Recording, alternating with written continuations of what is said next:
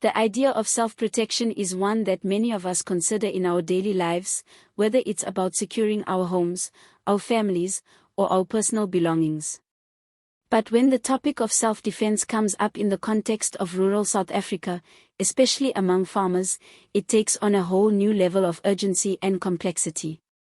Today we're going to dive into a subject that has been causing a lot of debate and concern, the controversial stance taken by AfriForum, a civil rights organization advocating for self-defense in rural communities. As crime rates continue to rise, and particularly as farm attacks have become more frequent, AfriForum believes that the government is failing to provide adequate protection. The organization is calling for communities to take the law into their own hands but under specific conditions. This idea has sparked a wider debate about the balance between legal rights, law enforcement, and the safety of vulnerable communities. So what's really going on, and what does the future hold for those in rural South Africa? Let's take a deeper look at the current situation, the historical context, and the implications of this controversial stance. To understand the depth of this issue, we need to start by looking at the history and current state of safety in South Africa's rural communities, particularly for farmers and Afrikaners. South Africa's history has always been marked by racial and political tensions, but when it comes to rural security, things take on a different tone. Over the past few decades, rural areas, especially farms, have seen a disturbing increase in violent attacks. These crimes are often brutal, with farmers being targeted for violent robberies, assaults, and even murder.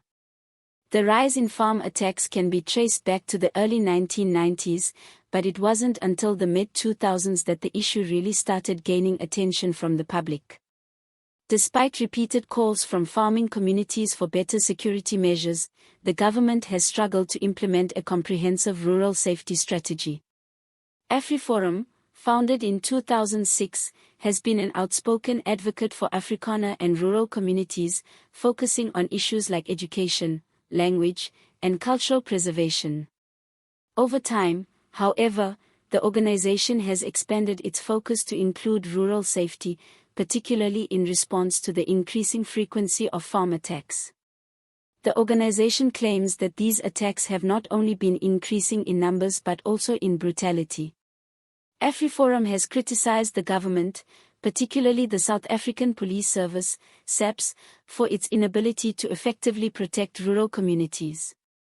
The police are often spread thin across a vast country, with many regions facing severe security challenges.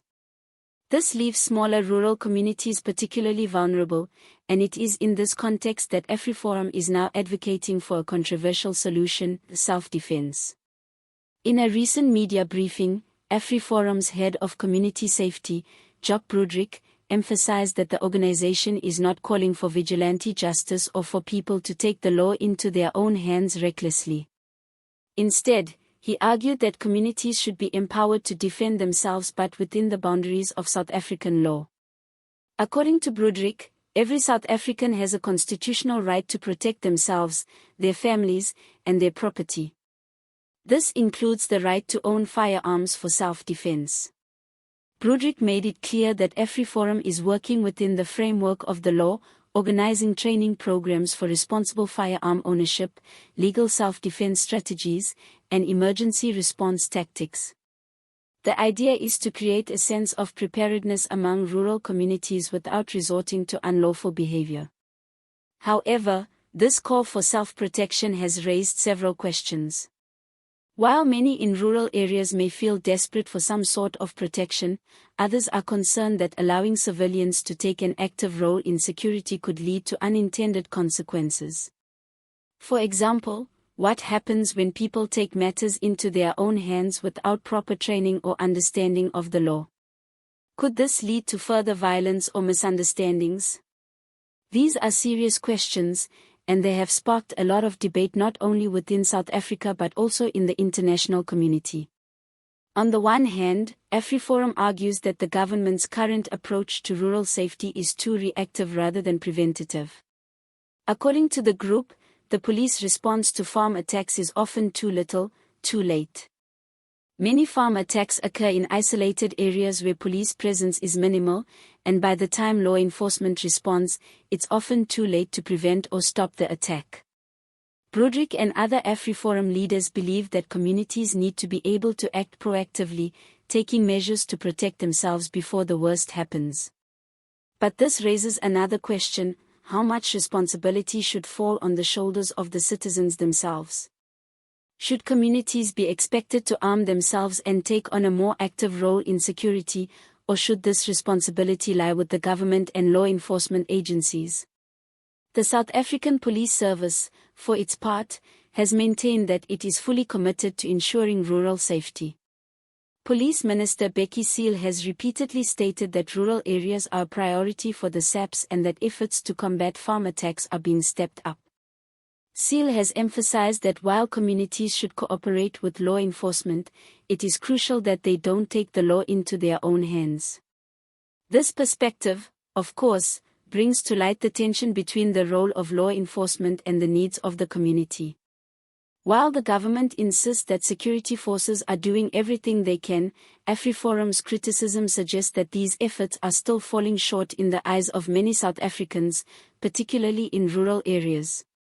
One key aspect of AfriForum's approach is the organization's focus on legal education and training. Broderick and Ernst Rowetz, the organization's head of policy and action, both emphasize the importance of ensuring that communities understand their rights and responsibilities under the law.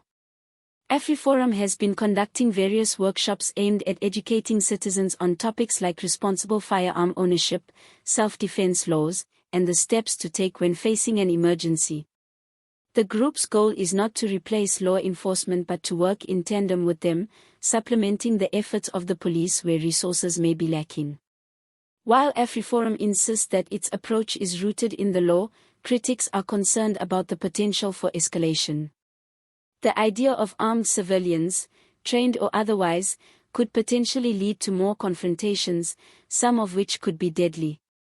There is also the risk that such initiatives could be used to justify actions outside the scope of the law, especially if individuals feel that they are acting in self-defense but are later found to have overstepped their legal bounds. For many farmers, the growing concerns about their safety are not just about statistics, it's about personal experience. So what do you think about AfriForum's approach? Do you believe that communities should have the right to defend themselves, or is the government's role in law enforcement more important? We'd love to hear your thoughts in the comments below, and don't forget to hit that subscribe button for more in-depth discussions on issues like this. Stay informed, stay safe, and thanks for watching.